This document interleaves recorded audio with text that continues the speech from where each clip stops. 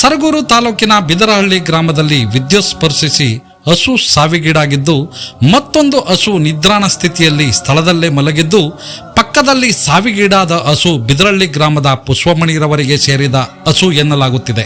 ಬಡ ಕುಟುಂಬದಲ್ಲಿ ಇದ್ದ ಒಂದು ಹಸುವಿನಿಂದಲೇ ಜೀವನ ನಡೆಸಿ ಕುಟುಂಬಕ್ಕೆ ದಾರಿದೀಪವಾಗಿದ್ದ ಒಂದು ಹಸುವು ಕೂಡ ಜೀವ ಕಳೆದುಕೊಂಡಿದೆ. ಸಂಬಂಧಪಟ್ಟ ಅಧಿಕಾರಿಗಳು ಸ್ಥಳಕ್ಕೆ ಬಂದು ತನಿಖೆ ನಡೆಸಿ ಹಸುವಿನ ಸಾವಿಗೆ ಸೂಕ್ತ ಪರಿಹಾರ ಒದಗಿಸಬೇಕು ಎಂದು ಸ್ಥಳೀಯರು ಆಗ್ರಹಿಸಿದ್ದಾರೆ.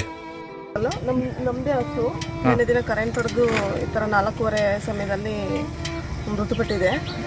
ಬಟ್ ಆದರೆ ನಾವು ಕರೆಂಟ್ ಶಾಕ್ ಹೊಡೆದಿದೆ ಅಂತ ನಾವು ಹೇಳ್ತಾ ಇದ್ವಿ. ಟಿ ಸಿ ಕೆಳಗಡೆ ಮಲಗಿದೆ ಹಸು. ಬಟ್ ಆದರೆ ಅವ್ರು ಹೇಳ್ತಾ ಇರೋದೇನಪ್ಪ ಅಂತಂದರೆ ಇಲ್ಲ, ಕರೆಂಟಿಂದ ಇದು ಪ್ರಾಬ್ಲಮ್ ಆಗಿಲ್ಲ ಅಂತ. ಜಯ ಆಗಲಿ ಇನ್ನೊಬ್ಬರಾಗಲಿ ಯಾರು ಕೂಡ ಇಲ್ಲಿ ಸ್ಪಾಟಿಗೆ ಬಂದಿಲ್ಲ. ಇಷ್ಟೊತ್ತಾಗಿದೆ, ನಿನ್ನೆ 4:15 ಆಗಿರೋದು. ಇವಾಗ ಬೆಳಗ್ಗೆ ಸೇರಿ ಸುಮಾರು ಒಂದು 8:30 9 ಗಂಟೆ ಆಗಿದೆ.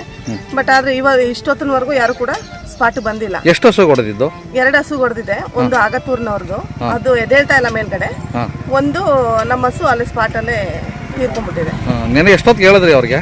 ನಿನ್ನೆ ನಾವು 5 ಗಂಟೆಗೆಲ್ಲ ಇನ್ಫಾರ್ಮೇಶನ್ ಕೊಟ್ಬಿಟ್ವಿ. 4:45 ಈ ಥರ ಆಯಿತು. 4:45 5 ಗಂಟೆ ಅಷ್ಟೊತ್ತಿಗೆಲ್ಲ ಇನ್ಫಾರ್ಮೇಶನ್ ಕೊಟ್ಟಿದ್ವಿ. ಬಟ್ ಆದರೆ ಇನ್ನೂ ಕೂಡ ಯಾರು ಕೂಡ ಸ್ಪಾಟ್ ಬಂದಿಲ್ಲ. ನಾವು ಫೋನ್ ಮಾಡಿದ್ದಕ್ಕೆ ಅವರು ಕರೆಕ್ಟಾಗಿ ರೆಸ್ಪಾನ್ಸ್ ಮಾಡ್ತಾರೆ. ಲೈನ್ ಆಫ್ ಮಾಡಿದ್ದು ಎಷ್ಟೊತ್ತಿಗೆ? ಲೈನ್ ಆಫ್ ಮಾಡಿದ್ದು 4:15 ಆಫ್ ಮಾಡಿ ಈ ಹಸುನ ಎಳೆದು ಮೇಲ್ಗಡೆ ಮಲಗಿಸ್ಬಿಟ್ಟು ಮತ್ತೆ ಲೈನ್ ಕನೆಕ್ಷನ್ ಕೊಟ್ಟು ಹೊರಟೋಗಿದ್ದಾರೆ.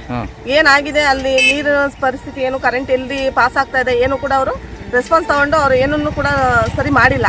ಸರಿ ಮಾಡದೆ ಕರೆಂಟ್ ಕಲೆಕ್ಷನ್ ಕೊಟ್ಟು ಹೋದ್ಮೇಲೆ ಮತ್ತೆ ನಮ್ಮ ಹಸು ಬಂದು ಈ ಥರ ಆಗಿದೆ. ಇದು ಬೇರೆ ಯಾವ್ದಾದ್ರು ವ್ಯಕ್ತಿಗೂ ಮನುಷ್ಯರಿಗೆ ಏನಾದ್ರು ಆಗಿದ್ರೆ ಯಾರು ಇದಕ್ಕೆ ಜವಾಬ್ದಾರಿ ಆಗ್ತಿದ್ದು?